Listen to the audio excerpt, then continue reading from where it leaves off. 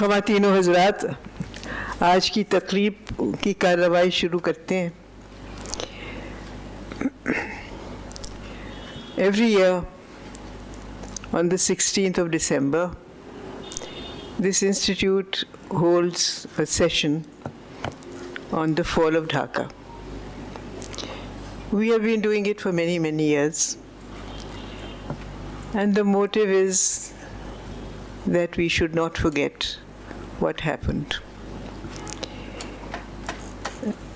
The loss of East Pakistan was the greatest tragedy in the history of our country. It was a failure with which many sensitive people in our country have not been able to come to terms. On this day, however, we should also remember the terrible crime that happened on the 16th of December in Rawalpindi, in Peshawar, at the Army Public School, in which so many innocent children were martyred, including their teachers, by the terrorists. So today we remember that terrible tragedy also.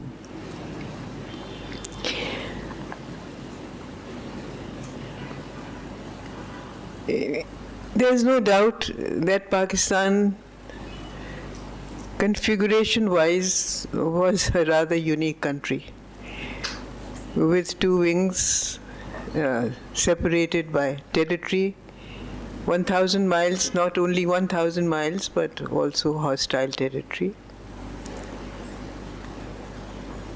But for a long time, we managed to pull along. Many people have written about that tragedy. There are people who were involved in the civil war, people belonging to different political parties who were involved in the civil war, and many of them have written about it.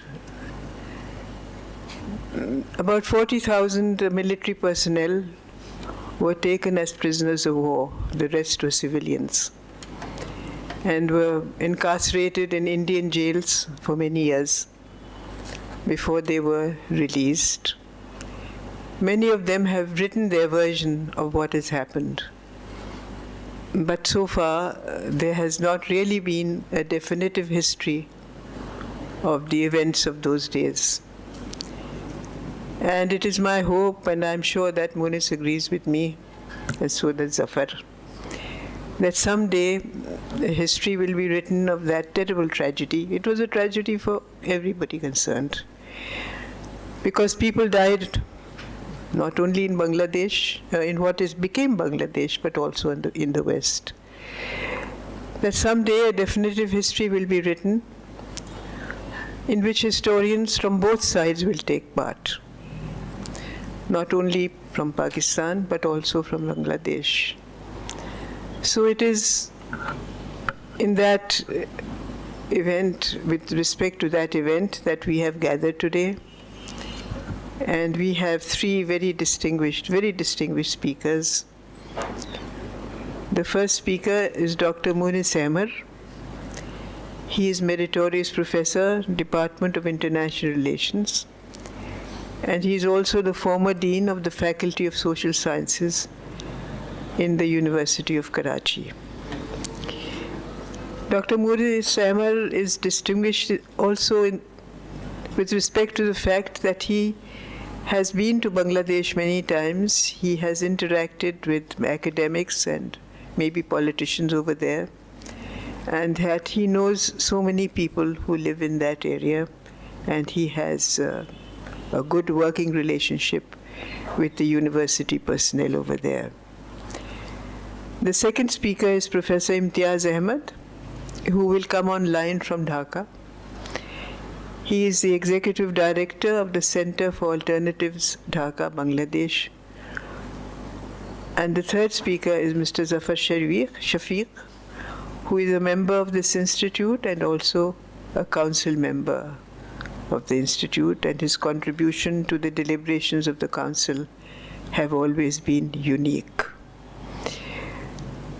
Before we close, we are going to play for you, in the words of Turabi Sahib, Nasir Turabi, the poem which he wrote at the fall of Dhaka.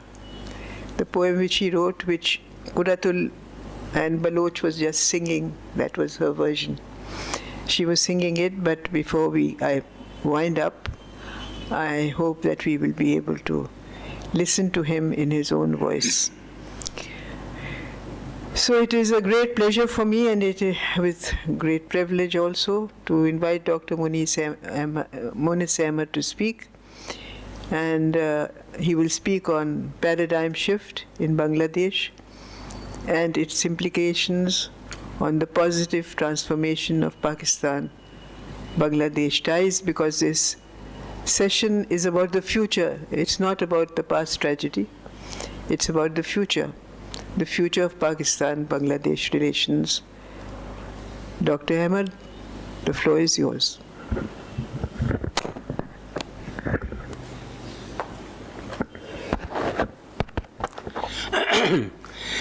Thank you very much, Dr. Masuma Hasan,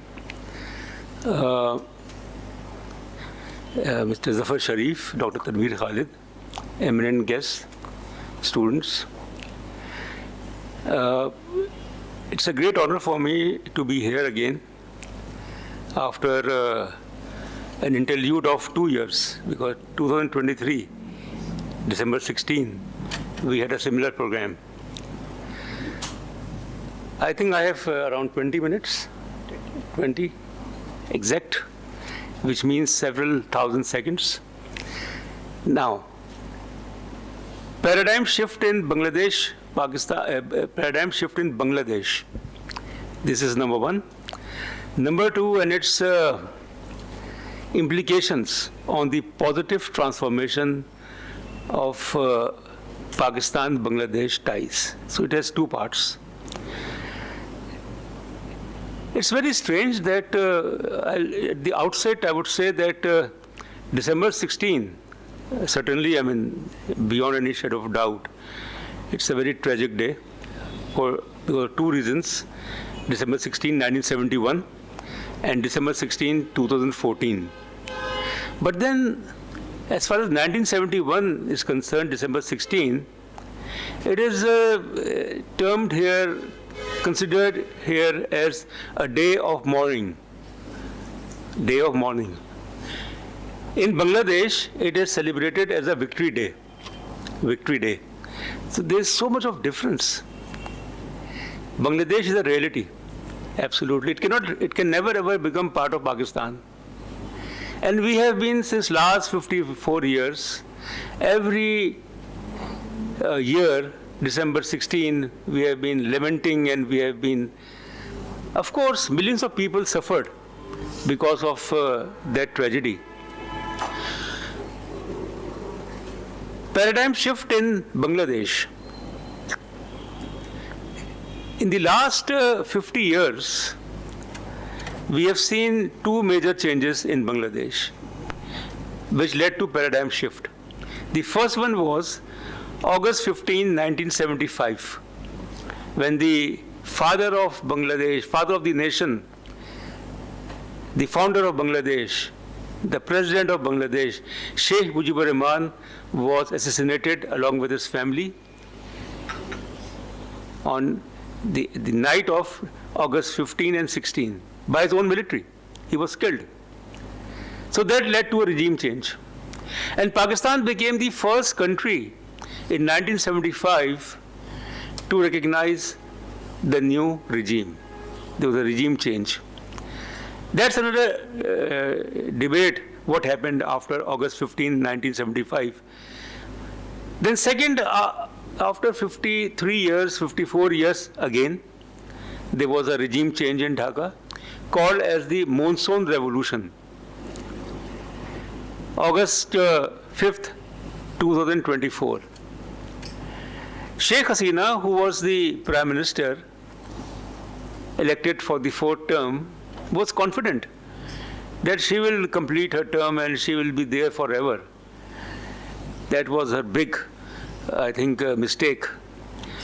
And the July revolution or the monsoon revolution led to a paradigm shift, a regime change.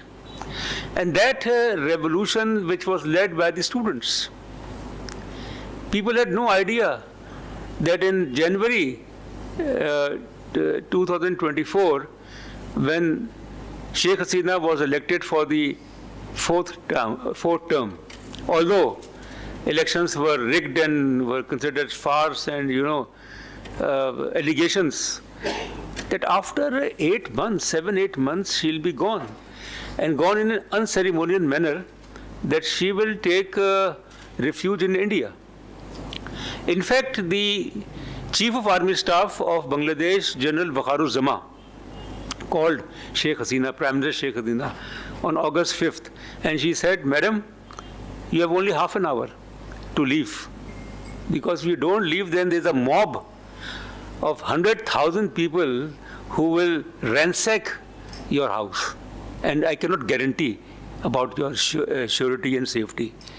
So the helicopter was waiting outside, and then she went to Delhi after stopover. So that was basically a regime change. And again, Pakistan, congratulated the interim caretaker chief advisor, Dr. Muhammad Yunus. The thing is basically that how the regime change took place in Bangladesh last year, what happened, why it happened, that's another debate. I don't want to go into the details. A lot has been written and a lot has been said about it. But the fact is basically that those who brought that change, meaning the student community, they formed, later on, they established National Citizens Party, NCP, led by Nahid Islam, student leader, who became a minister in the caretaker government but then left, resigned. So NCP became a political party, student party. Then of course, the question is that how legitimate has been the caretaker government of Dr. Muhammad Yunus. The only legitimacy is basically that the Supreme Court, under the request of President of Bangladesh, allowed Dr. Muhammad Yunus to take the oath as the caretaker chief advisor. Otherwise, there is no legitimate status of caretaker government. That is what was the argument of Awami League and other parties, that you don't have any legitimacy and why you are in power. But then he said that I will reform bureaucratic reforms, legal reforms, all sorts of reforms, which led to July Charter, which was signed a couple of months back, to make amendments in the Constitution of Bangladesh. And for that purpose, the elections have been scheduled on the 12th of February, 2026, and along with the general elections, there will be a referendum. And we are, we know about referendum very well. 40 years ago, 41 years ago. But they have been experiencing referendum when Ziaur Rahman, who was the president of Bangladesh, he held referendum, Irshad held referendum, then there was referendum in 1991.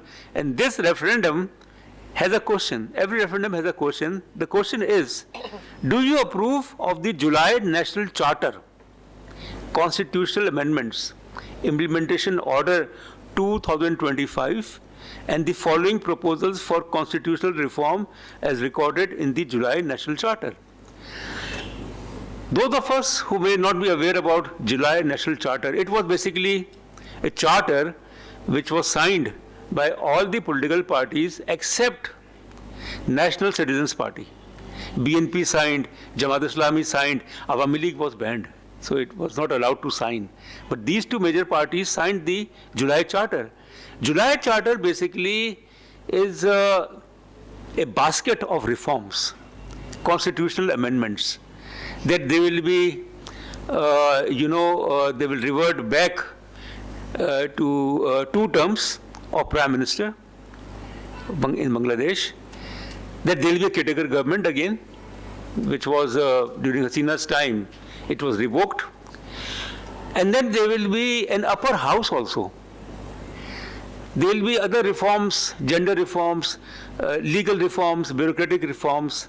So I don't understand that with the legitimacy question of Dr. Muhammad Yunus, how he would handle not only the elections, but also the referendum. But that is another thing. So Bangladesh is at the crossroads. And I was recently, 3 days ago, I was discussing my former student in Dhaka University, not student, but my research assistant, who is now professor in anthropology department of Chittagong University. And he told me something different. He said that, sir, you don't know what is going on in Bangladesh. There's serious polarization. And there's a possibility that elections may be postponed. And then he told me another thing, that there is a conflict, serious conflict between Bangladesh Nationalist Party and Jamaat Islami. Jamaat Islami, which was banned by Hasina, but the ban was lifted. So then, if there's a conflict between these two parties, Jamaat Islami and BNP, then who is going to benefit? Awami League has been banned twice in the last 55 years. Once it was banned by Yahya Khan in his speech of 26th of March 1971, in which Awami League was banned. Traitor, sedition, and Sheikh Mujibur Rahman was arrested. And second time Awami League has been banned this year. So coming to the second part, that to what extent the regime change in Bangladesh or the paradigm shift in Bangladesh may lead to positive transformation of Bangladesh-Pakistan relations. It's an old story, because in the last 54 years, the creation of Bangladesh, 54 years, Awami League has ruled Bangladesh for 26 years. 26 years.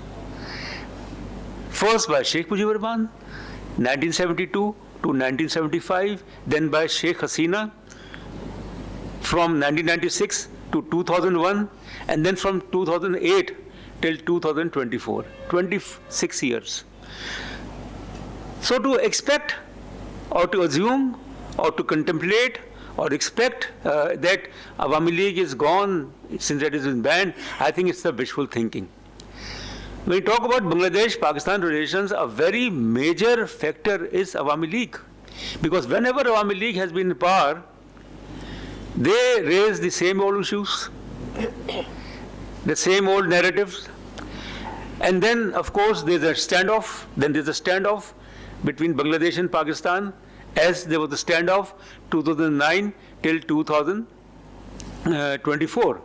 Now, the second thing is that Pakistan certainly was receptive to regime change in Bangladesh. Several meetings were held between the Prime Minister of Pakistan and the caretaker advisor of Bangladesh in New York in General Assembly, sidelines of UN General Assembly, D8 summit and things like that. But D8 summit, Dr. Muhammad Yunus said something very important when there was the D8 summit in Cairo in December 2024. I would like to quote him. I think we have to bear this thing in mind in the context of Bangladesh-Pakistan. He said that he expressed desire to resolve outstanding grievances. 1971 separation from Pakistan, by stating that the issues of 1971 have kept coming again and again. Let's settle those issues for us to move forward. When Pakistan's Foreign Minister Ishaq Dar visited Dhaka in August this year, the caretaker advisor, or you can say Foreign Affairs Minister, Tawheed Hussain, he said that meeting the Pakistani counterpart Ishaq Dar, he told him that we have to resolve the 3 outstanding issues. The 3 issues, this is what Tawheed Hussain said, the caretaker Foreign Minister of Bangladesh. First, official apology for the killings in 1971, official apology from Pakistan, killing 1971, War of Independence, the return of assets, and the third thing, repatriation of stranded Pakistanis. But in the same sentence he said, Tawheed said, that Pakistan has its own position on all the 3 issues. Now, before Ishaq Dar's visit to Dhaka in August this year, there was a visit by the Foreign Secretary of Pakistan to Bangladesh, to Dhaka. Same thing was repeated. The Foreign Secretary of Bangladesh, he said that, look, we cannot think of complete or full normalization with Pakistan unless the 3 issues are resolved. Our position is that these were resolved. And we quote April 1974 tripartite agreement between Pakistan, India and Bangladesh, in which later on Sheikh Mujibur Rahman himself, he said that Bangladeshis know how to forgive. So that chapter was closed from the Bangladeshi, and then again it has been. About the assets, I remember when Mr. Bhutto, Z.D. Bhutto visited Dhaka, it was reported in the press that I have not brought a checkbook with me that I will write a check of your demand of several $1 billion with Pakistan, which Pakistan owes to Bangladesh. Repatriation, Pakistan said that we have already fulfilled our obligation, but the thing is that it is a humanitarian issue, and still there are 66 camps in Bangladesh. Their 3rd generation is languishing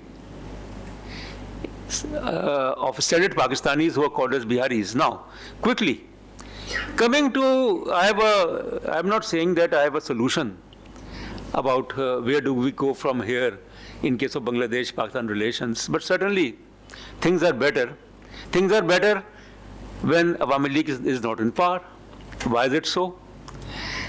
Things are, but doesn't mean that even if Irshad was in power or Ziaur Rahman was in power, and Ziaur Rahman was, person who declared an independent Bangladesh radio broadcast from Chittagong, and who was, held responsible for the killing of his commanding officer in Chittagong, Ziaur Rahman.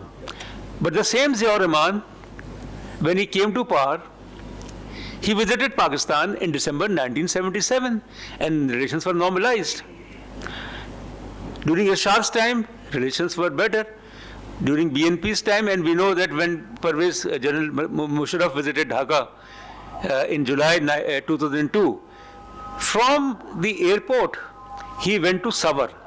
Savar is a town outside Dhaka where you have the Bangladesh Martyrs Memorial. So from helicopter he went there and he wrote on the visitor's book about regretting that but they say that no, regret is not acceptable. You have to apologize. Now when I asked this question from the Pakistan High Commissioner, Mr. Iqbal Ahmed Khan, in 2002 when I was there, I said, why don't we apologize? Or Parliament or Assembly or whosoever, official apology given to. He said, look, if we apologize, you know what will happen? They will ask for compensation.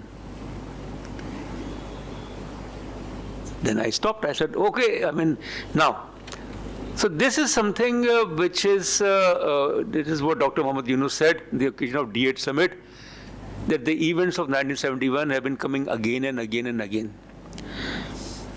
I have 14 steps to improve Bangladesh-Pakistan relations. There is no shortcut. The level of mistrust, the level of paranoia, suspicions, or whatever you can say.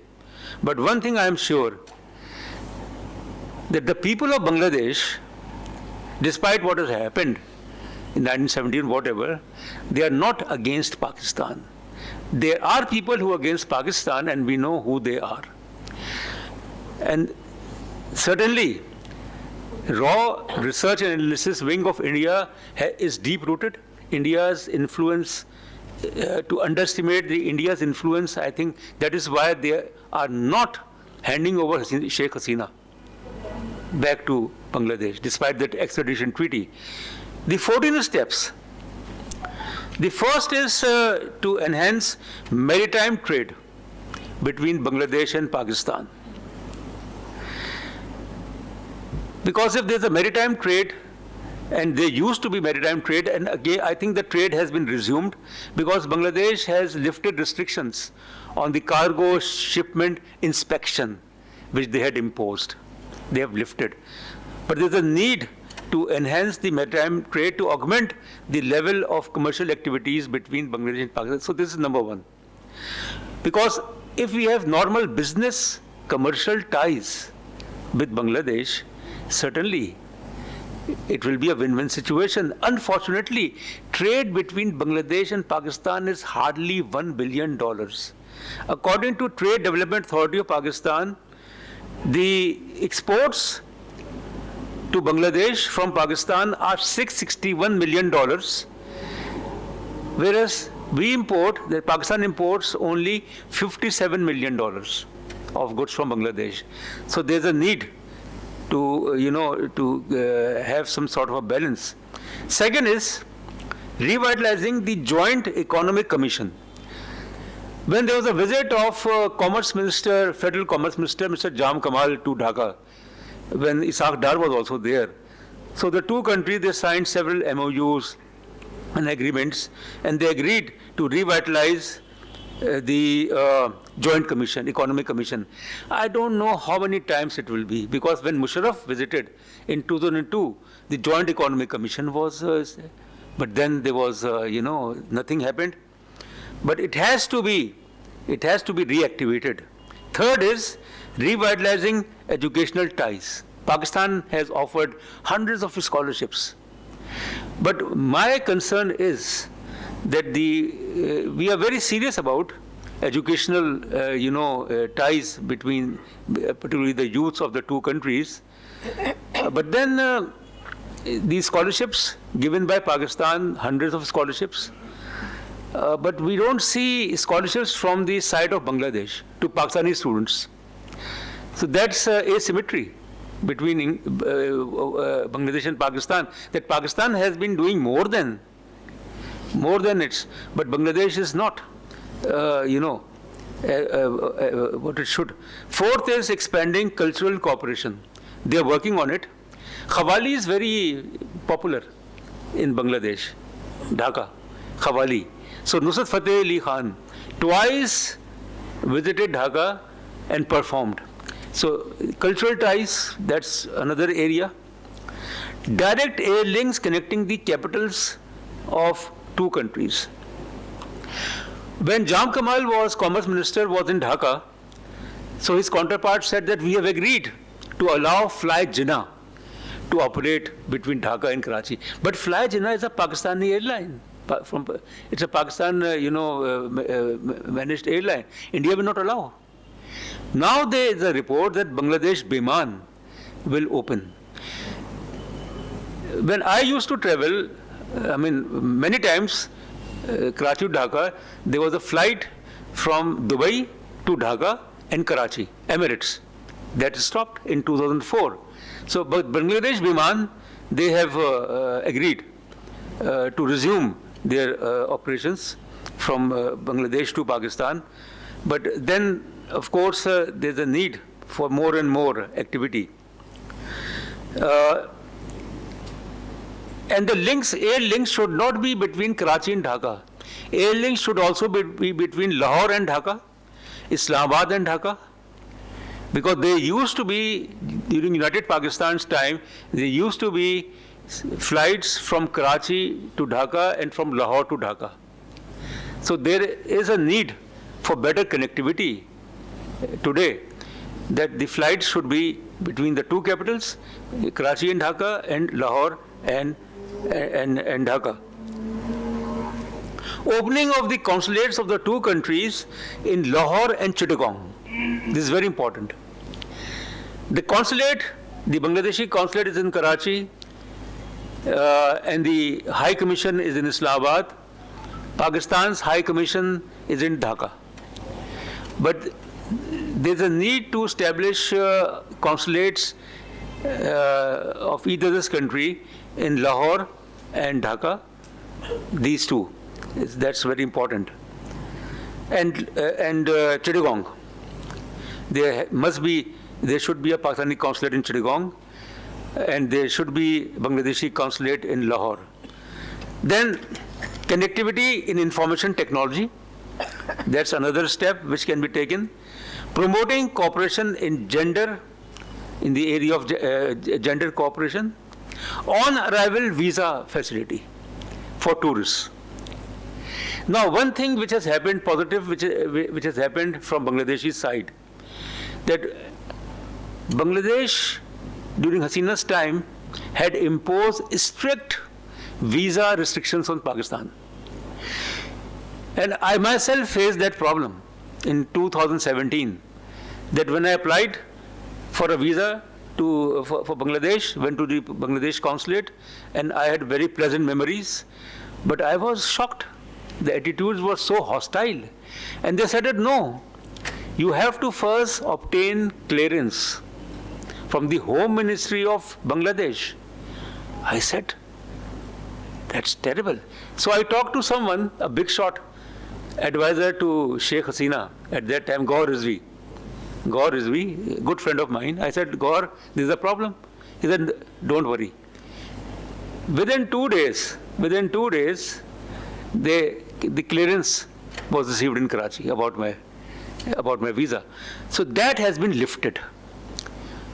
Pak nationals will not require any clearance from the Ministry of Home Affairs, Interior Ministry of Bangladesh, but it is necessary that on arrival visa for the tourists should be given.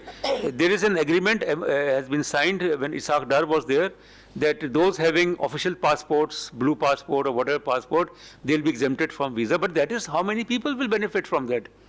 Hardly a couple of hundred people. So for people-to-people interaction, it is important that on-arrival visa should be awarded for the Bangladeshis and the Pakistanis. Promoting youth linkages, enhancing tourism, cooperation in the banking sector. When I was in Bangladesh, I saw there was a boat, Dutch Bangla Bank. Why can't there be Pak Bangla Bank in the banking sector? Declaring Karachi and Chittagong, Lahore and Dhaka as sister cities. Karachi and Chittagong because both are port cities, and Lahore and Dhaka as sister cities. And finally, that is from my side, and Imtiaz is also an advocate of what I will suggest, a step. Truth and Reconciliation Commission. Truth and Reconciliation, not the South African Nelson Mandela type, no.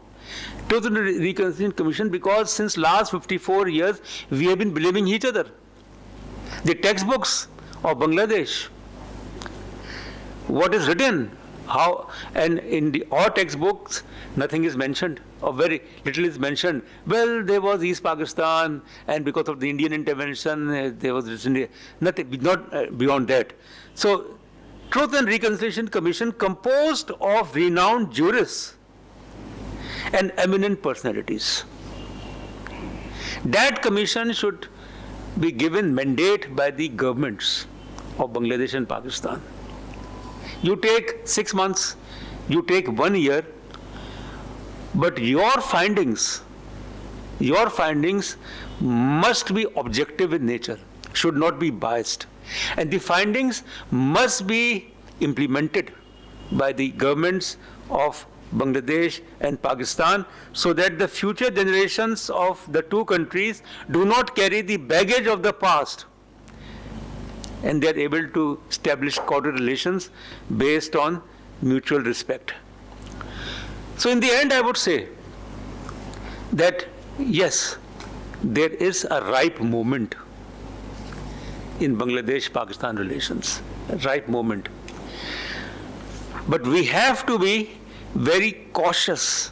We have to follow a cautious approach. Ripe moment is there. Because the second thing is that we should not expect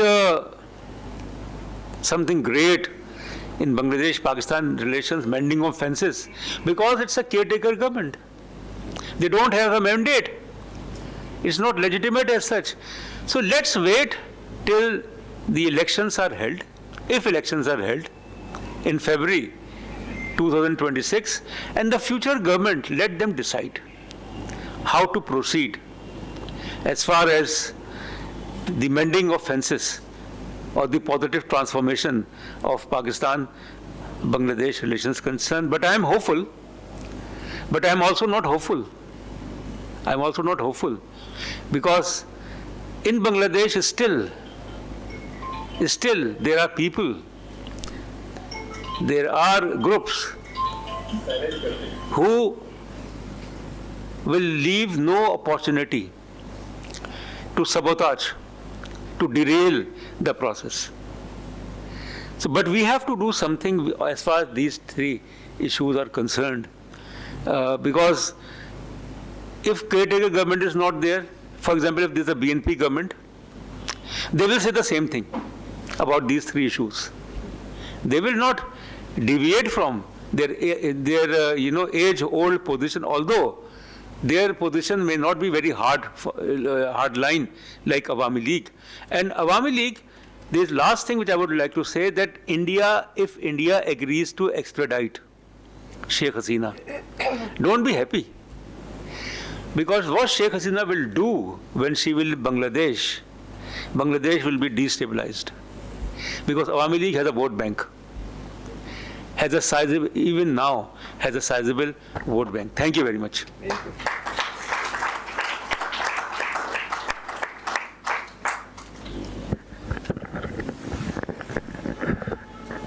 Thank you very much, Dr. Moonis. The 14 points which you raised would be, I think, very good material for a policy of our government with respect to future relations between Bangladesh and Pakistan. Is Professor Imtiaz Ahmed online? Yes, I am. He is. Professor Imtiaz Ahmed, a very warm welcome to you, sir. Thank you very much. Professor Imtiaz Ahmed is a very, very distinguished Bangladeshi intellectual. He is Executive Director, Center for Alternatives, Dhaka. And I'm very grateful to him that he has taken the time to speak to us. You know, he is one hour ahead of us, so it's quite late over there. And he will speak on Pakistan-Bangladesh relations, security, connectivity, and the issue of refugees. Professor, you have 20 minutes. Thank you, Chair. I will not take that much because I informed earlier that I have to leave at 6:45 Bangladesh time because I have another engagement. So I heard about that. I heard it. Yes, right. Certainly. I will not take that much time that my good friend Moonis has taken. But good to hear, Moonis. I'm familiar with his writing.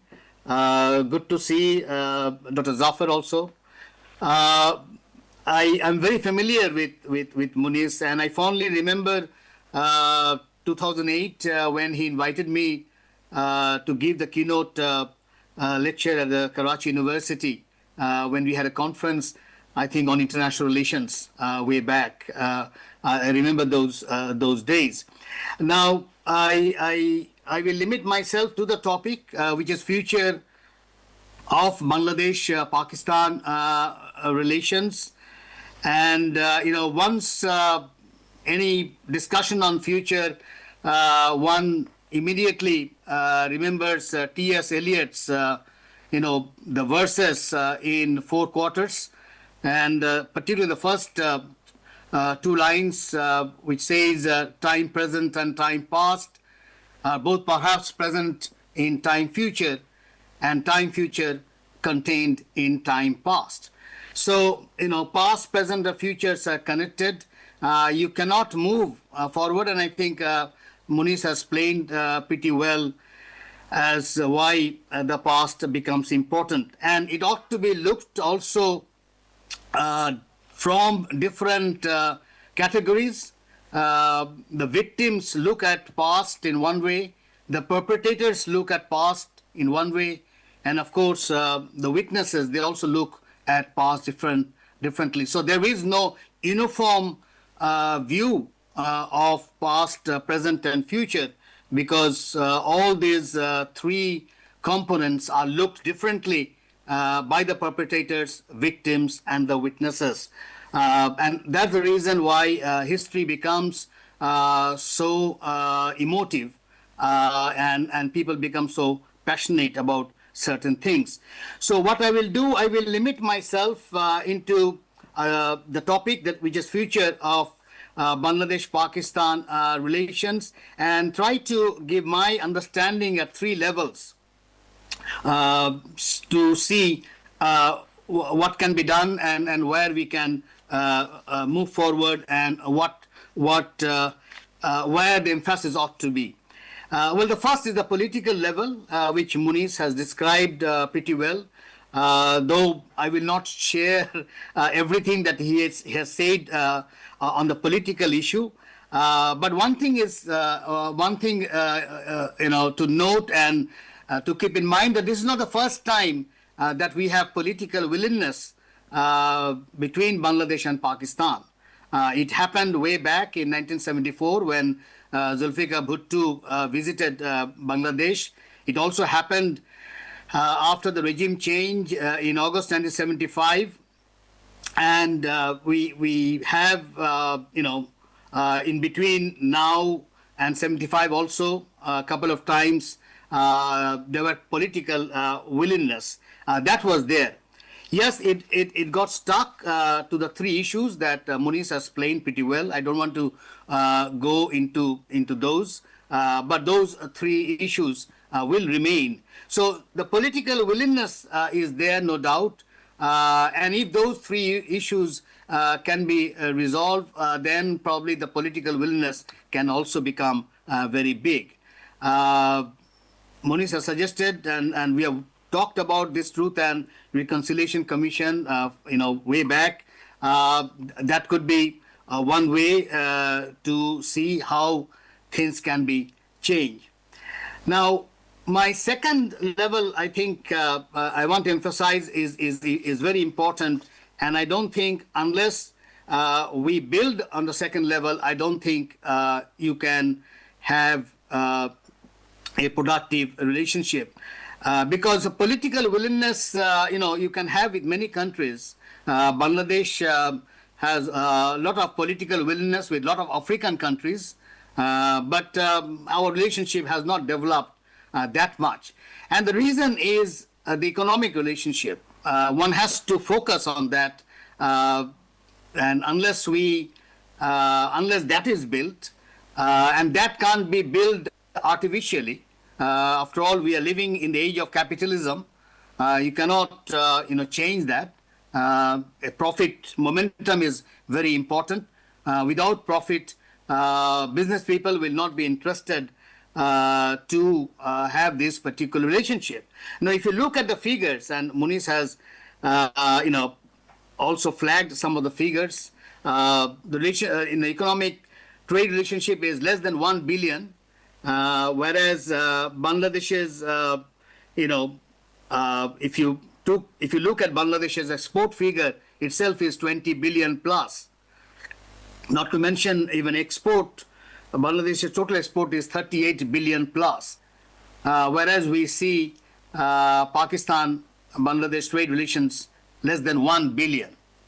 And now one has to argue why that is so, why it did not take a different trajectory altogether. Because there are countries where political relationship can be bad and may not have the political willingness, but they have very vibrant economic relations. The good example would be India and China, for example. India and China's political relationship is pretty bad. They have serious problems in Aksai Chin, not to mention in South Tibet, known in India as Arunachal Pradesh. But as we speak, India's largest trading regime is China. So you can have a very bad political relationship, but you can have very good economic relationship. Now that is where I think things have not developed, because business people from both sides have not found the right energy where they can profit. And it has to be a win-win situation from both sides. Well, geography is one issue, no doubt. But also, if you look at the products, I don't think there has been an out-of-box thinking. There hasn't been serious research. What are the new products that Pakistan and Bangladesh can produce, where the business community of both sides will profit? Because if one side wants to profit, the other side will not try to go further and will try to create hurdles. So if you look at Bangladesh's transformation since 1971, it has done pretty well economically. It used to be called one of the economic models in South Asia. We were doing even better than India in Human Development Index, particularly. In some categories, we are better. Of course, we are better than Pakistan in Human Development Index. But our economy was really catching up. And the World Bank report that came out I think 2 weeks before, flagged that in last 14 years, Bangladesh did have, on the average, over 6% growth. And the per capita income has also increased. So you have a very robust business community in Bangladesh in last four or 5 decades. Now the point is, when it comes to Pakistan Bangladesh relationship, definitely the business community would want to see the market, whether there are profits in that market or not. Now, I don't think you can do with traditional items. You need to think out of the box. What are the new products that can be built?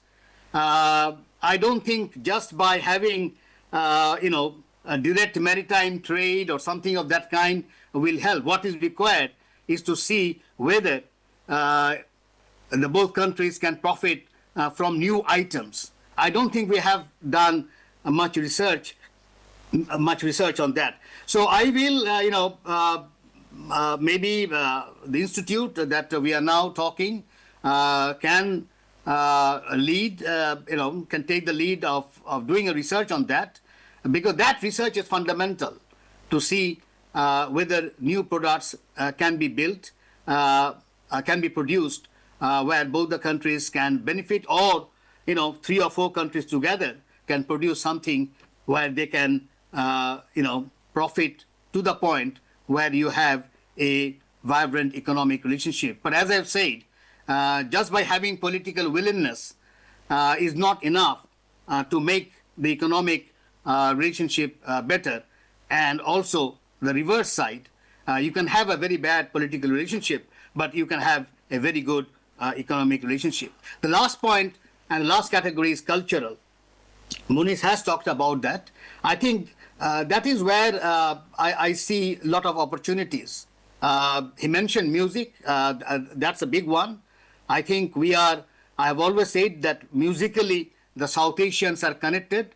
The rag that you hear in Lahore, the same rag you play in Delhi, in Colombo, in Dhaka, in Kathmandu, the rag is same. The musical, mathematics is same. So musically, we are connected, but somehow there has not been that much of collaboration to make it more productive. Similarly, gastronomy is the other one. I think there's enough what you call components where gastronomy can play a role. Fashion is the other one, the fashion design. So, one has to look at the cultural side because culturally, and I think Moonis was right that, people-to-people relationship is very important because that can create a better space for other categories to play around. So I believe, if at the political level, at the economic level, and at the cultural level, if you can make a difference, because what I see over the years is the relationship is always, based on what kind of relationship we have with the third country. And here, naturally, India comes.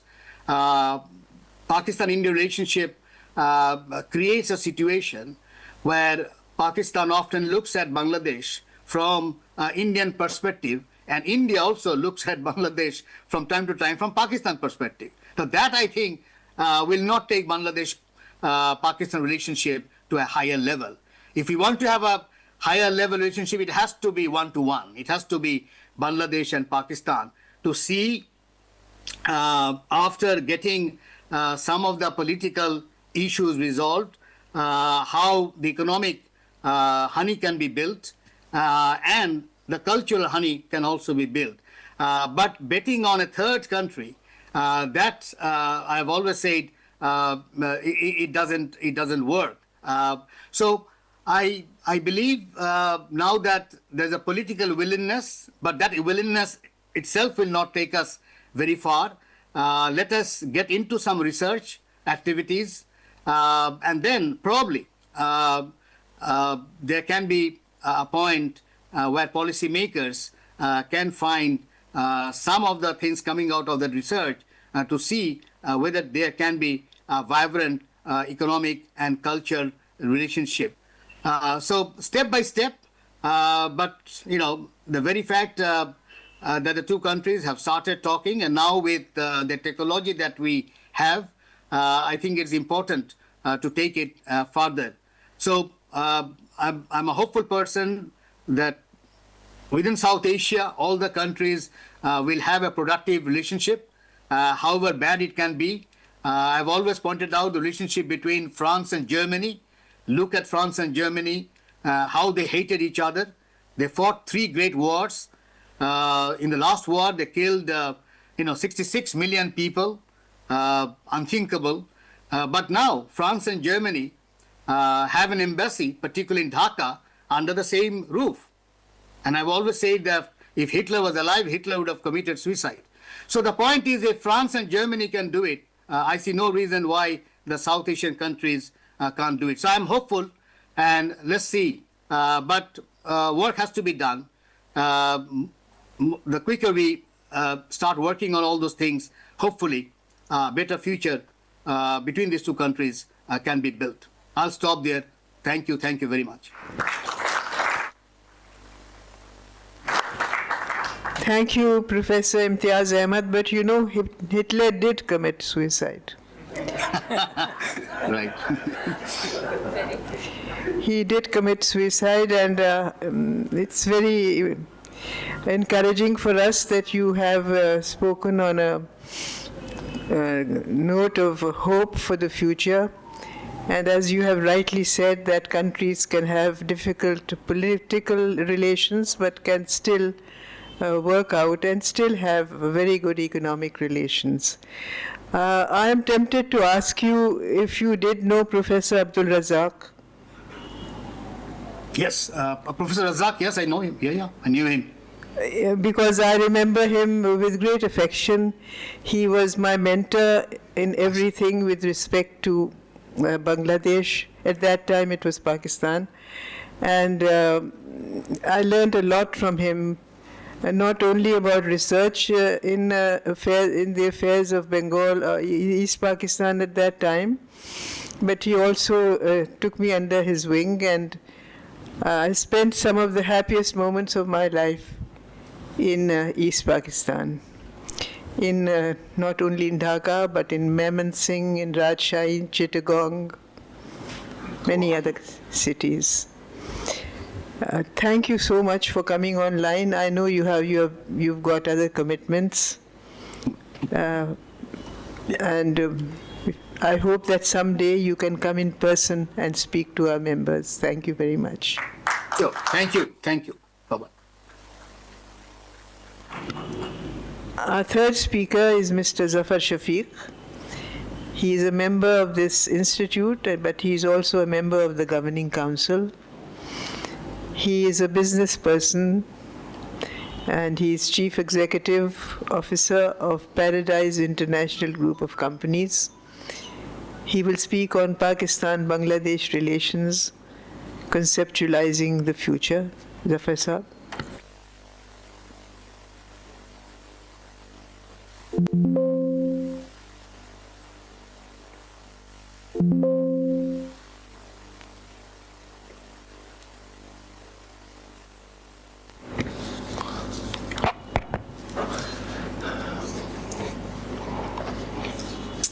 Guests and distinguished members of the Pakistan Institute of International Affairs, ladies and gentlemen, I am deeply grateful to our respected chairperson, Ambassador Dr. Masuma Hasan, for inviting me once again to this prestigious forum. Speaking here is always an honor, and I am humbled by the trust placed in me for the third consecutive year. Every year on 16th December, we reflect on an event that reshaped our region. The separation of East Pakistan was not merely a political outcome, it was a deeply human experience that affected identity, emotions, economics, and the trajectory of two nations. ये जुदाई भी हमारे अपने ही लोगों की थी, लफ्ज़ बदले मगर कहानी वही इंसानों की थी, वक्त ने सदियों के फासले रख दिए पर दिलों में मोहब्बत की रोशनी बाकी रही। कुछ बांग्ला में সেদিনের কথা আজও মনে থাকে, মানুষের হৃদয় কখনো দূরে যায় না। The memory of that day still remains. The heart of people never truly drifts apart. Understanding the past, the separation of a country is never solely an economic episode. It shakes the social, emotional, and cultural foundations of a nation. In East Pakistan, perceptions of economic marginalization, whether in resource allocation, representation, or development, became intertwined with political grievances. The aftermath brought significant disruptions in the shape of industrial and financial losses, abandoned business operations, trade and supply routes thrown into uncertainty, letters of credit stranded, goods stuck on the high seas, and loans to be repaid without corresponding assets. These hardships affected companies, families, and institutions on both sides. The emergence of two economies. After 1971, Pakistan and Bangladesh navigated separate economic paths. Pakistan redirected industries, diversified markets, and later benefited from remittances from the Gulf. Bangladesh despite being a non-cotton producing country, built a globally competitive garment sector, expanded women's participation in industry, and pioneered new models of microfinance through the work of Dr. Yunus under the umbrella of Grameen Bank. Over 5 decades, both countries have developed distinct economic identities, each demonstrating resilience and ambition. Bangladesh today remains a fast-growing economy.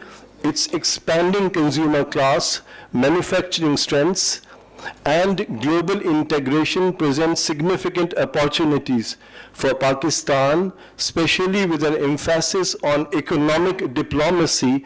This evolving landscape opens doors for renewed engagement.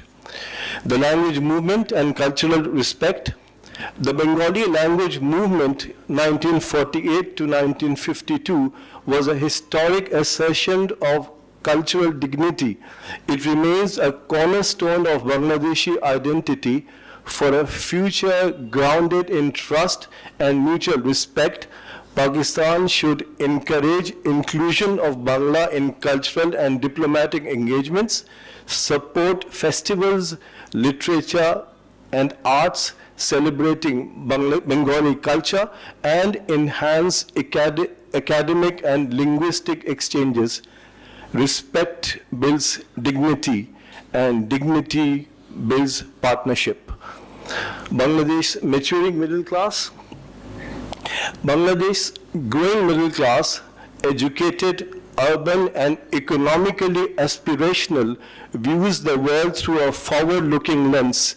While aware of history, they prioritize economic opportunity, regional integration, technology and innovation, and fair diplomacy and modern partnerships. This generation is more by practical benefits. For Pakistan, meaningful engagement with this segment is essential to shaping a forward-looking relationship. Bangladesh youth. Bangladesh's young generation, globally connected and entrepreneurial, assesses international relationships based on potential value. For them, Pakistan can be a partner in technology and IT collaboration, pharmaceutical and textile partnerships, startups and services, knowledge exchange and education, and importantly, trade routes linking to Central Asia and the Middle East. But to inspire confidence, Pakistan must project sincerity, economic credibility, and respect. Simplified visas, exchange programs, digital partnerships, and recognition of Bangladesh's identity and culture will be the key. The relationship and its realities. Pakistan-Bangladesh relations have seen phases of warmth and periods of distance, yet, as Bangladesh's former High Commissioner stated, people-to-people ties remain strong. This human affinity is our greatest asset. His Excellency, the Bangladesh High Commissioner to Pakistan, emphasizes strengthening bilateral ties through increased cooperation in trade, health, tourism, education, and direct flights. At the same time, geopolitical realities, especially Bangladesh's proximity to India, shape its policies.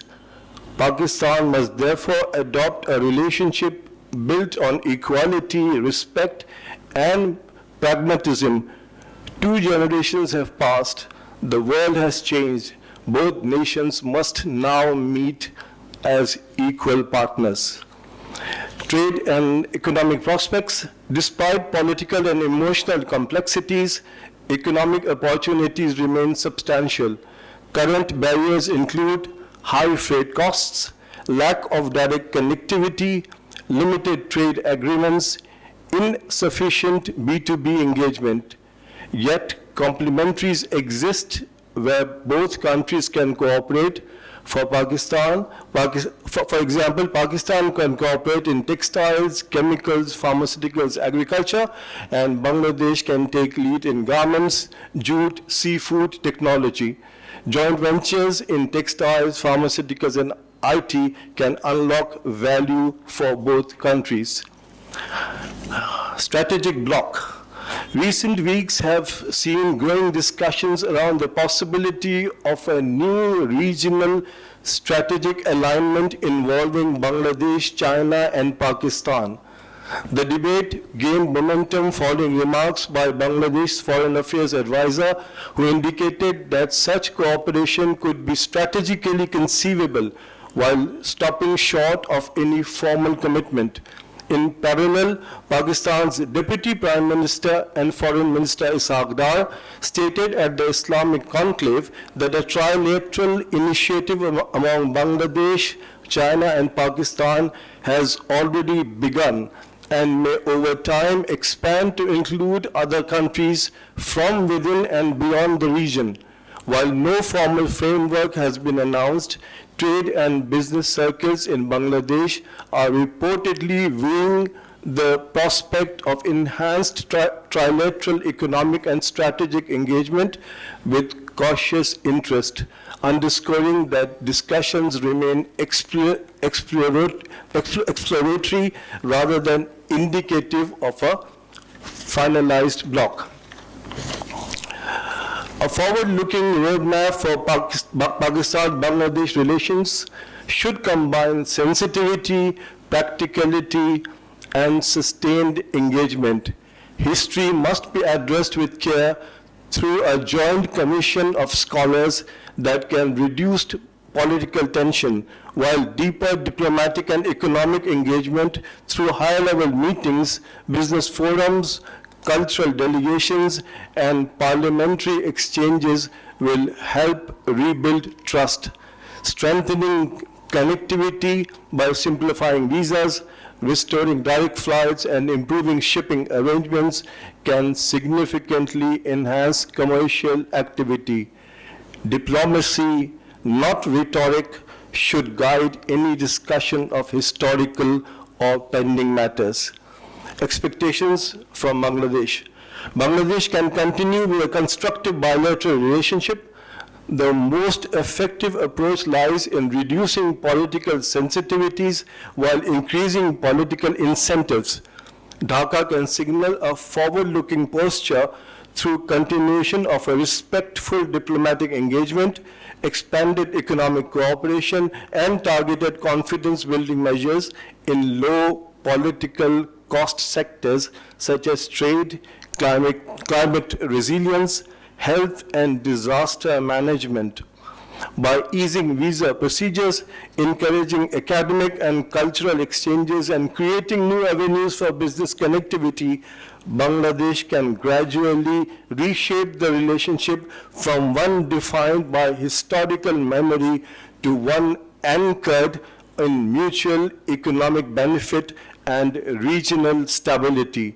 Such calibrated incremental steps framed with a narrative of shared opportunity are more likely to elicit a positive and sustained response. Looking ahead, modern foreign policy is no longer a zero-sum game. Bangladesh ties with India do not preclude stronger ties with Pakistan, just as Pakistan's ties with China do not limit cooperation elsewhere. In today's interconnected world, economics, connectivity, and diplomacy must shape future relationship. With sincerity and patience, Pakistan and Bangladesh can redefine their relationship, transforming it from one overshadowed by history to one guided by shared interests, human connections, and a vision of mutual prosperity. And finally, the conclusion: economic pragmatism can be a bridge. A future-oriented Pakistan-Bangladesh relationship must be grounded in mutual respect, historical sensitivity, economic interdependence, and sustained dialogue, small, consistent steps can achieve lasting transformation. Ladies and gentlemen, the core issues must be historical, emotional, and political, but the future is open. We cannot change the past, yet we can shape how the coming decades will be remembered. On this 16th of December, let us honor the lessons of history by creating opportunities for the future. Both countries can complement rather than compete with each other. Let this day remind us not only of what was lost, but of all that can be gained. Thank you.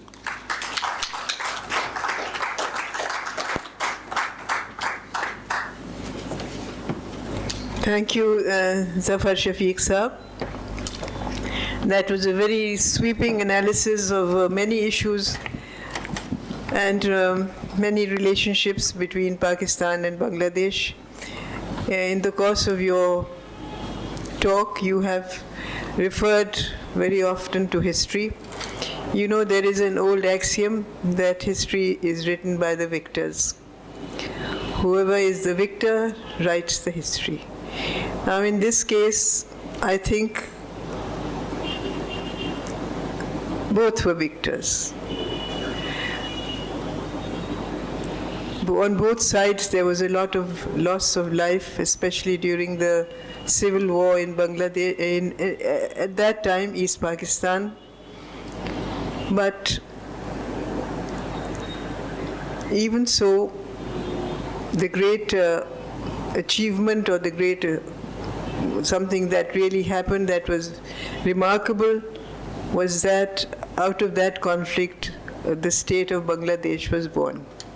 And you have very rightly pointed out the many avenues through which we can collaborate and carry on and develop a relationship of friendship and dignity.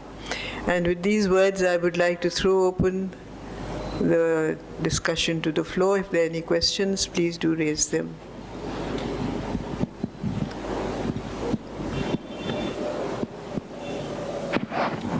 Thank you very much, Ji Janab. Moonis Ahmad or Zafar Saab, most enlightening and bringing back many, not only memories but visions, if I may say. Moonis Ahmed had alluded to the Trade Development Authority and its figures. I am here as a consultant for the Trade Development Authority for Pharma. So, but having said that, I particularly caught your point about the economics driving the rest of the 13 other points. And in this regard, I mean, you can enlighten us better, both of you gentlemen. Economics agenda has to be set because the business people are looking at a horizon. It can't be set on the basis of this month, next month, or the next quarter. And please comment on, I have not seen a horizon of years as far as economic or commercial or industrial or trade policy. And that is what we are struggling, not only in the pharma that I am dealing with from within TDAP, but in other sectors I read in the newspaper. These issues of consistency of policy at long-term horizon and so on and so forth. So I would be enlightened and would take back a message. First of all, what you said about economics driving this agenda, from the distinguished speaker from Bangladesh about researching new out-of-the-box solutions for trade and identifying new products, and finally looking forward what we can do rather than what we've lost. Thank you.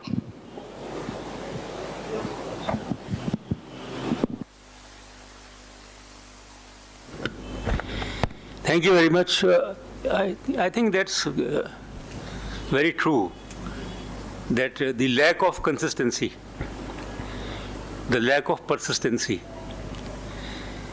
when President Musharraf visited Dhaka in July 2002, several agreements were signed, MOUs were signed, joint economic cooperation, zero tariffs, things like that. And then what happened? There was a standoff. So I think we have to have a very clear, and perceptible approach. And it is the Commerce Ministry of Pakistan and Commerce Ministry of Bangladesh, these two ministries, that they proceed with out-of-box approach, less bureaucratic. Why is it so? You tell me. That many Pakistani investors, when Faisalabad, textile and things like that, power shortage, and moved their business to Bangladesh, and still some of them are there. So there is no way to basically copy India and China. $100 billion of trade, right? Bangladesh, I was reading that the foreign exchange reserves of Bangladesh are double than Pakistan. Per capita income is almost double. Although these days the Bangladeshi economy is in dire straits. So what happens is basically that there is a visit, there is some tempo, and that tempo is not sustained. So the universities, think tanks, R&D must take steps. That what are the areas, like the maritime trade between Pakistan and Bangladesh needs to be restored. And why is it so that imports from Bangladesh are only $60 million and exports are $700 million from Pakistan? When Commerce Minister Jam Kamal was in Dhaka, there was some sort of prediction that the total trade between Bangladesh and Pakistan will be around 2 billion or 3 billion in coming 2 years, 1 year. That's nothing. Why is it so? So there has to be proper research. Who is going to do that research? Who is going to basically make sure that these are the areas where both can go for win-win situation, as Imtiaz said, that one party wouldn't like to lose, but it happens. Look at the trade between China and the United States. So we have a long way to go. We have a long way to go, and it has to do with the regime in power. Sheikh Hasina's time, everything was frozen, almost, although one can say that in the last years of Imran Khan, when he was the Prime Minister, he persistently talked to Sheikh Hasina on telephone. Imran Ahmad Siddiqui, who was the Pakistan's High Commissioner to Dhaka, had meetings with Sheikh Hasina and other Bangladeshi, but it was not trickling down because the regime was not interested. We were interested. The regime in Dhaka was not interested. Nothing to do with Pakistan. To the extent, I tell you one thing, that 6 years ago I got a call from LUMS, Lahore University Management Sciences, Professor of Political Science, and he said that, Moonis, what is the problem? LUMS wants to have academic linkages and association with the University of Dhaka, but they have said that we are not interested. Because there was a directive from the government of Bangladesh, nothing to do with Pakistan at all the levels. That is ended. That is ended, but the damage has been done. So therefore, we have to start, and let's hope that the new government in Bangladesh take cognizance of the situation, counterpart with Pakistan, and then start, this trade, commercial ties, revitalizing it, and to the extent that it reaches at least $2-3 billion, where both parties can benefit. It's difficult but not impossible.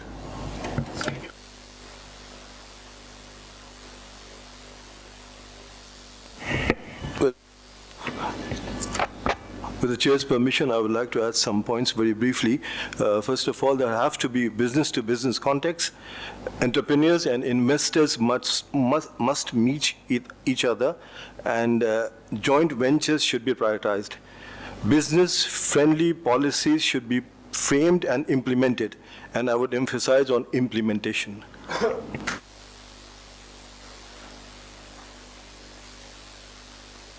Any other?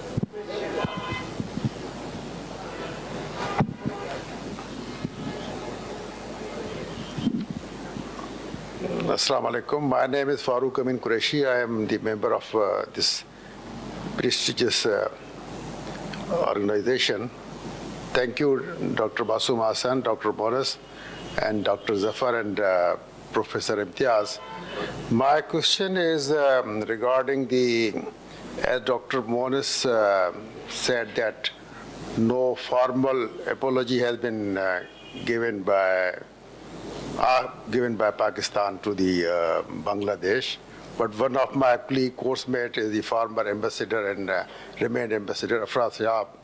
So he sent me 2 days back a message that Pakistan has formally apologized Bangladesh, but it might be referring to 1974, which you are referring to Dhaka. So. But if we assume that Pakistan go for the apology, okay, then they will ask for compensation. But we put forward, when they will ask compensation, we will say pardon us, okay? So we should get out of box thinking. We can make it. Another about refugees, only few words have been said about refugees. It's a big problem. In Bangladesh, as you told, that about the 6 camps are still there, and so many millions of people are there as refugees. So that issues to be resolved. But one thing out of box, I was thinking that if a dual national,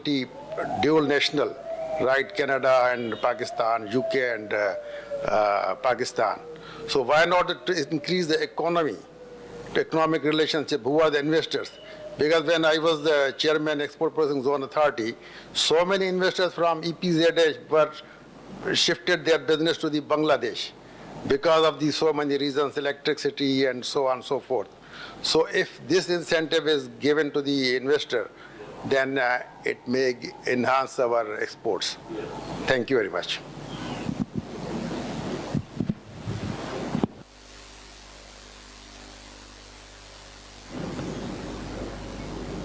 वो तो बात नहीं करना चाहते तो dual national कैसे होंगे?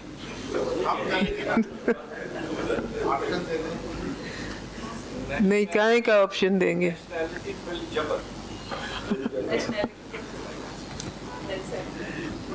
वैसे doctor Moonis, I wanted to ask also that what is going to be the fate of these stranded Pakistanis?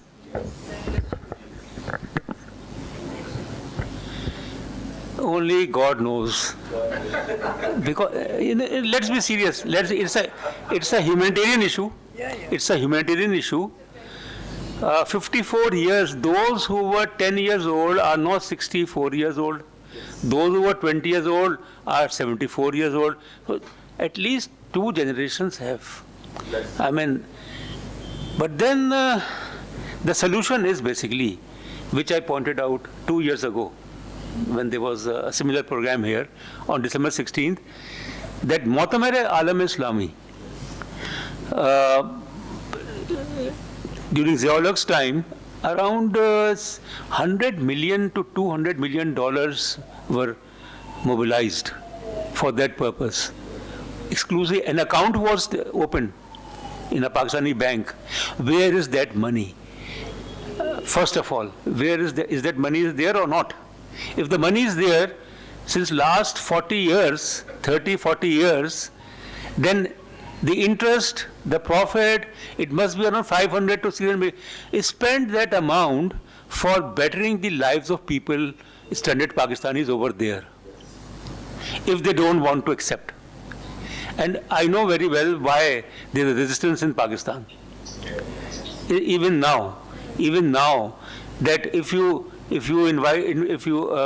don't trust them, they will create problems here. And look what their elders did when in 1974-75 they were rehabilitated, around 250,000, and another 100,000 came illegally, whatever.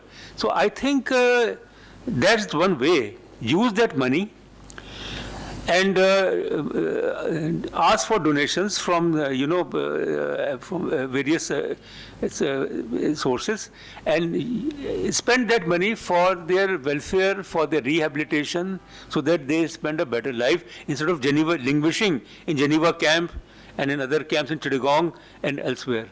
That's very tragic, and I think their curse, it is the curse of such people that look, we sacrificed for Pakistan and you let us down. And what about 3-4 million Afghans?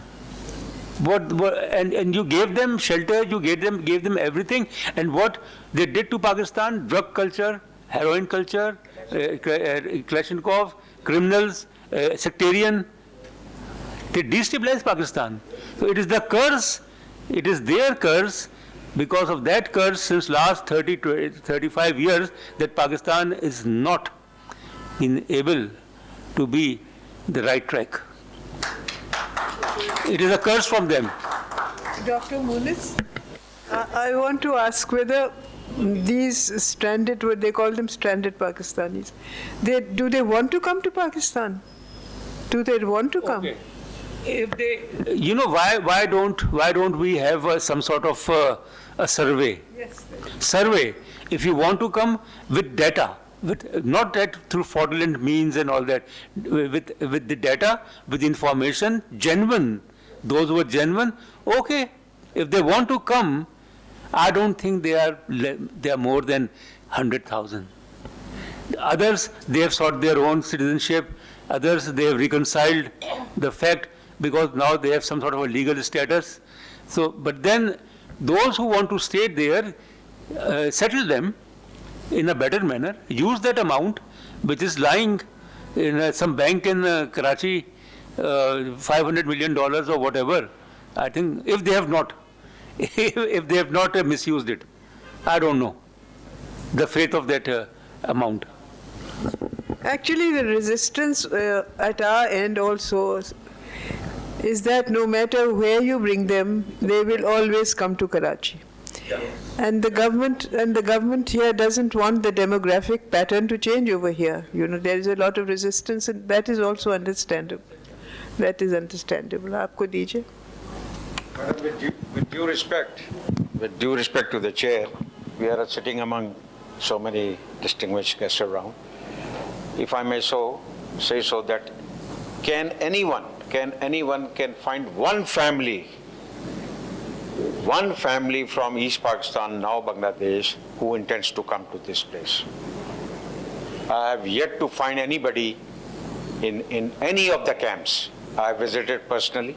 I've been to Chittagong, I've been to Barisal, I've been to Rajshahi, I've been to so many places. Even in Geneva camp, 80% of them are Bengalis. I tell them, look, you are Urdu-speaking Bangla people. And here we say Bangla-speaking Pakistani.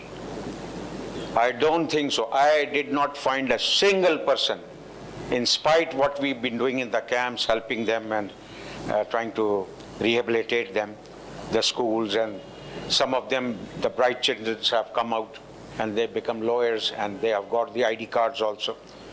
But I couldn't, let's talk practical.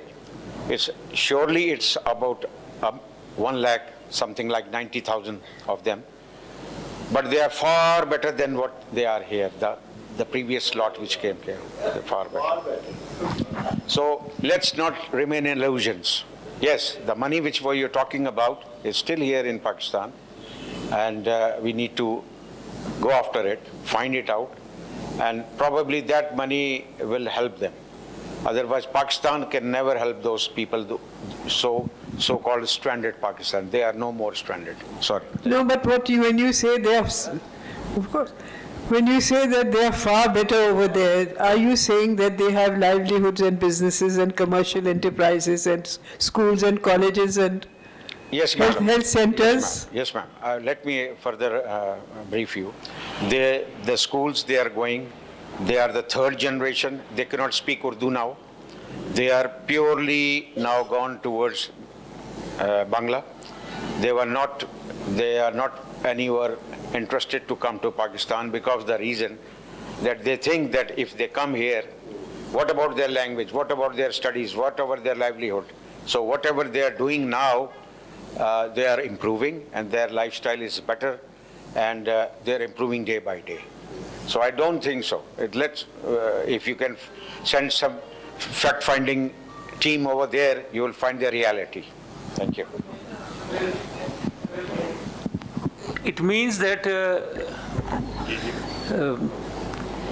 you know Mr. Ehtesham Arshad Nizami? Yeah. He has a totally different view. Totally different, because he says that majority of them, studied Pakistanis or Biharis, they want to come here.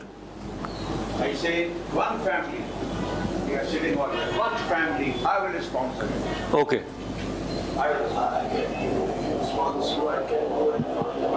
Let's have proper investigation, survey, and then the conclusion, and the money which is lying over here needs to be extracted. Actually, this should have been. Yeah, priority for making their lives better.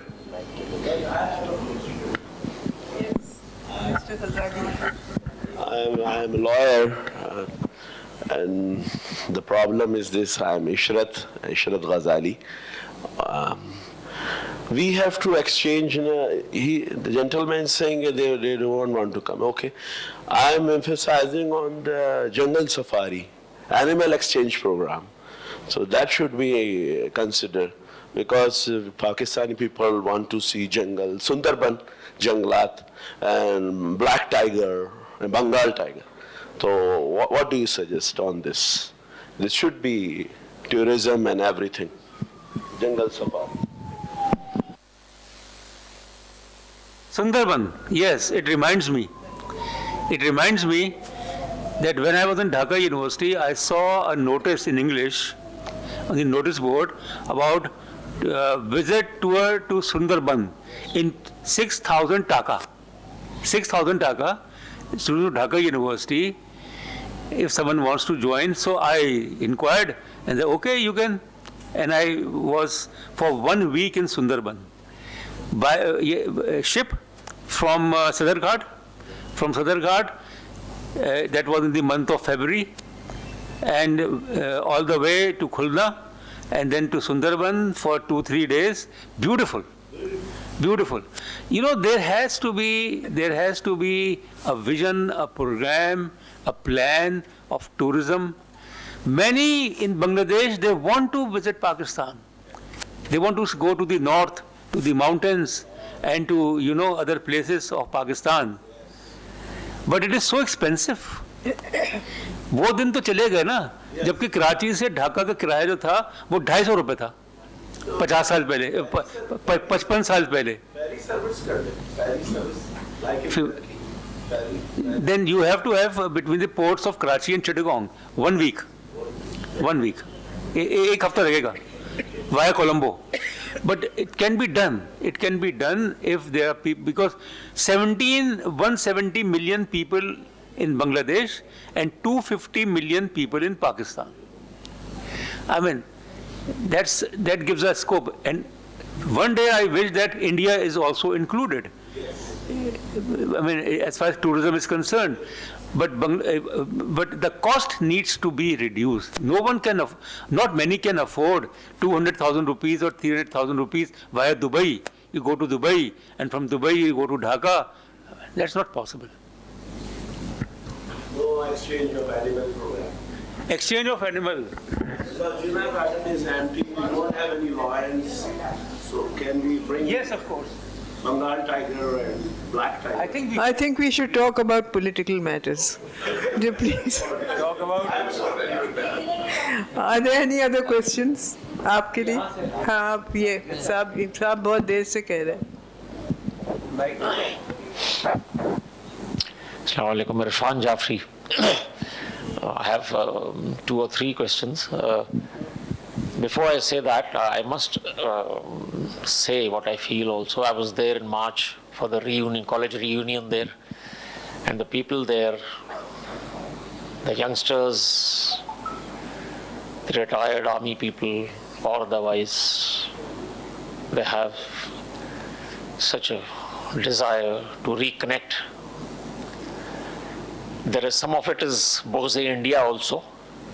Those who might not have, there is that flavor there now also. Anyway, I'll come to my question. Ma'am, you had said that both are victors. So please enlighten us. How do you think how we, the West Pakistanis, were victors? The second thing, all that has been suggested by both these gentlemen and the gentleman there, when will the ball start rolling, as Moonis Sahib also said? Who will start the research? So my concern is always that when webinars and seminars and talks are held, they usually conclude with resolutions. So one would be very, very eager. It's about time the ball started rolling. So where will that happen? Is it going to be the government level or the private enterprise? Some of us might like to offer our services. And the third one was the apology. So, it seems to be coming stuck with that they will ask for a compensation. So how about a prenuptial in this regard also? Or some, they have back channel. Why don't we sit and talk before we finalize that? All right, let's settle at a compensation or otherwise, whatever. So these were the 3 things. Thank you very much. Thank you. I'm sure Dr. Moonis will know more about it, but if I'm not mistaken, the issue about an apology is really no longer so relevant, because in that meeting between India, Pakistan and Bangladesh, 1974, yes, in 1974, it was resolved that bygones would be bygones and that issue would not be raised again. But I think for political reasons, the leadership of Bangladesh has kept on raising this issue, but that issue was closed in 1974, and Mujibur Rahman said that the Bengalis know how to forgive. Mr. Yunus, as Mr. Moonis just said, that in the recent past they have mentioned it, they have taken it up again as category. No, they keep taking it up. The Awami League, and she had a particularly negative attitude towards Pakistan because she somehow felt that whatever happened to her family was because of what happened over here. But, and of course what happened to her family was a great tragedy, that is true. But that question of apology, I think, was closed. India was party to that meeting. India was party to that meeting. It was not just Bangladesh and Pakistan. Hindustan bhi usme shamil tha. Or any other questions? जी, बंद कर. जी, doctor Monis साहब से ये पूछना चाह रहा था कि what is the future of Awami League in Bangladesh? We should keep our fingers crossed. Don't underestimate Awami League. Don't. I'm not talking about the Hindu voters over there or non-Hindu voters. The fact is basically that they have a vote bank, whether we like it or not. So they will be there. And they are just waiting for an opportunity. And I said that it is also possible that India will hand over Sheikh Hasina to Bangladesh, and the interim government will have no courage to hang her. On papers, death sentence has been, but it's not like Ziaul Haq, that Bhutto was hanged. Sheikh Hasina cannot be hanged.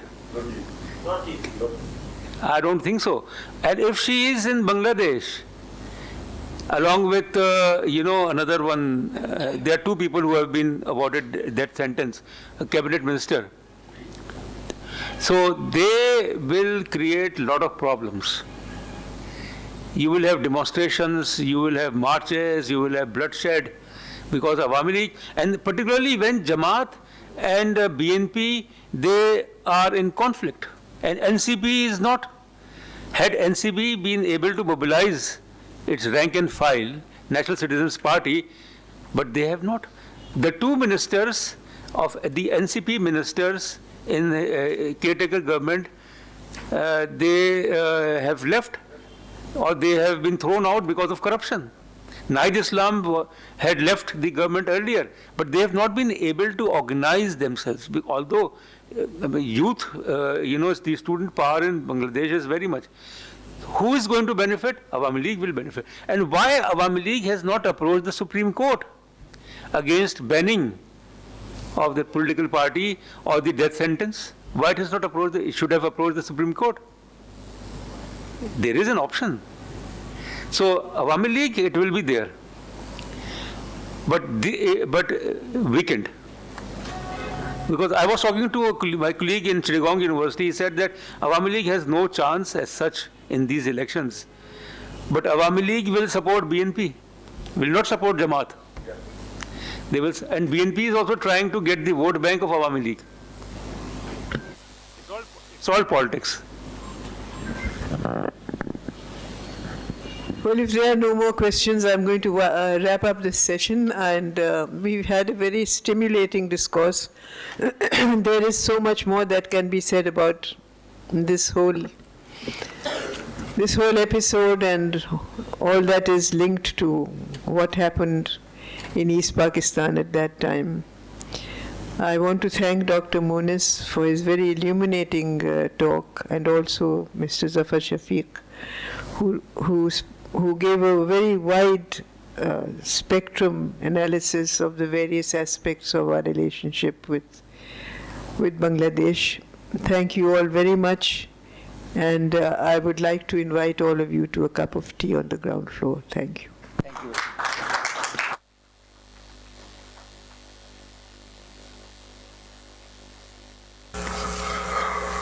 असल में ये गज़ल मैंने fall of Dhaka पे लिखी थी.